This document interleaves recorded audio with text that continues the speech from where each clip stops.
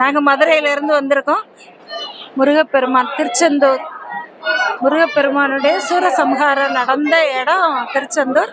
இங்கே இந்த ஆவணி மாதத்தில் நடக்கக்கூடிய திருவிழா, பச்சை சாத்தி திருவிழா மிகவும் சிறப்பு பொருந்தியதாக இருக்கின்றது. நேற்று அதிகாலையில் உற்சவர் சன்னதியிலேருந்து உருவச்சட்டம்ன்ற திருவிழா நடக்கும். அப்போ சுவாமியை உள்ளேருந்து எடுத்துகிட்டு வந்து, சண்முகரை உள்ளேருந்து எடுத்துகிட்டு வந்து இங்கே சிவப்பு சாத்தி மண்டபத்தில் வச்சு அபிஷேகம் நடக்கும். அபிஷேக ஆராதனைகள்லாம் நடந்த பிறகு சுவாமிக்கு சிவப்பு மலர்களாலான மலர்கள் சூட்டி நகர்வலம் வருவார். வந்து இன்று அதிகாலையில் 3 மணிக்கெலாம் வெள்ளை சாத்தி மண்டபத்தில் அபிஷேகம் நடக்கும். அபிஷேகம் முடித்து அலங்காரம் முடித்து மறுபடியும் சுவாமி நகர்வலம் வர்றாரு.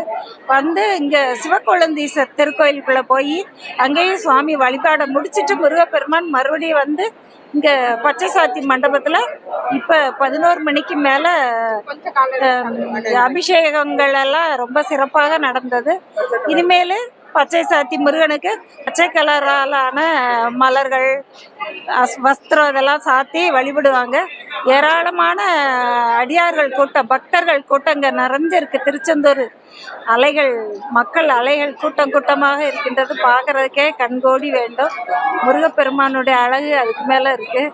இன்னைக்கு சன்னதியிலே எங்களுக்கு சுவாமி திருமேனி காட்டி, அபிஷேக திருமேனி காட்டி அருள் செஞ்சார். அதுவும் மிகவும் சிறப்பாக இருந்தது.